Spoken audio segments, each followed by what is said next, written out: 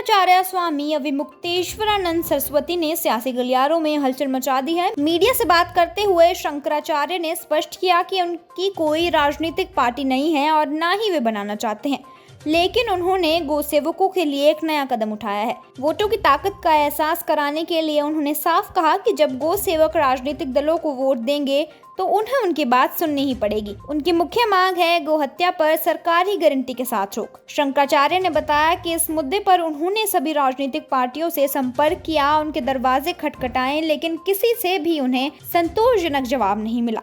यही कारण है कि उन्होंने अब सीधा मतदाताओं के पास जाने का फैसला किया है। उन्होंने गो मतदाता संकल्प यात्रा की शुरुआत की घोषणा की है, जिसकी शुरुआत शनिवार को सीतागढ़ी में मां जानकी मंदिर से पूजा करने के बाद हो रही है। इस यात्रा के तहत वे बिहार के सभी जिला मुख्यालयों का दौरा करेंगे। इस दौरान उनका मुख्य उद्देश्य मतदाताओं से अपील करना होगा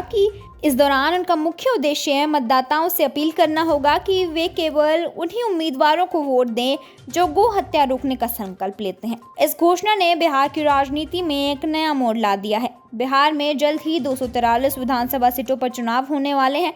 अगले महीने चुनाव कार्यक्रम घोषित होने की संभावना है और ऐसे में शंकराचार्य का यह ऐलान राजनीतिक दलों के लिए एक चिंता का विषय बन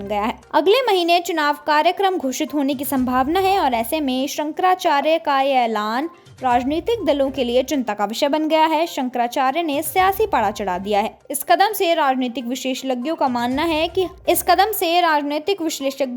है कि हार्डकोर हिंदू वोट बैंक में बिखराव हो सकता है, जिसका राजनीतिक दल को या तो सीधा फायदा होगा या सीधा नुकसान। यह एक ऐसा मुद्दा है जो सीधे तौर पर धार्मिक भावनाओं से जुड़ा है, लेकिन इसका राजनीतिक प्रभाव काफी गहरा है। शंकराचार्य का यह कदम पारंपरिक चुनावी समीकरणों को बदल सकता है। अब तक राजनीतिक दल जाति, धर्म और विकास के मुद्दों पर चुनाव लड़ते आए हैं, लेकिन गो हत्या का मुद्दा एक नया आयाम जोड़ रहा है। अगर शंकराचार्य अपनी यात्रा के माध्यम से मतदाताओं को प्रभावित करने में सफल होते हैं तो इसका असर चुनाव परिणामों पर स्पष्ट रूप से देखने को मिलने वाला है। विपक्षी दल और सत्ताधारी दल दोनों ही स्थिति पर करीब से नजर रख रहे हैं। उन्हें यह समझना होगा कि गो हत्या का मुद्दा केवल एक धार्मिक मुद्दा नहीं, बल्कि एक सामाजिक और आर्थिक मुद्दा भी है। इस पर उनकी प्रतिक्रिया क्या होगी, यह देखना दिलचस्प होने वाला है। क्या वे शंकराचार्य की मांगों को मानेंगे या इस मुद्दे को नजरअंदाज करने की कोशिश करेंगे। यह यात्रा एक धार्मिक यात्रा नहीं, बल्कि एक राजनीतिक आंदोलन का भी रूप ले सकती है। यह देखना होगा कि बिहार के मतदाता इस अपील पर कैसी प्रतिक्रियाएं देते हैं। क्या वे गो हत्या के मुद्दे को अपना वोट का आधार बनाएंगे, यह समय बताएगा।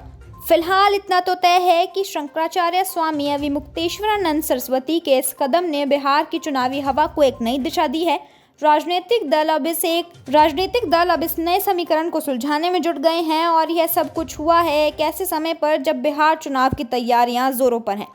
आगे क्या होता है, इस पर हमारी नज़र बनी रहेगी। आप देखते रहिए जन न्यूज़ नेटवर्क।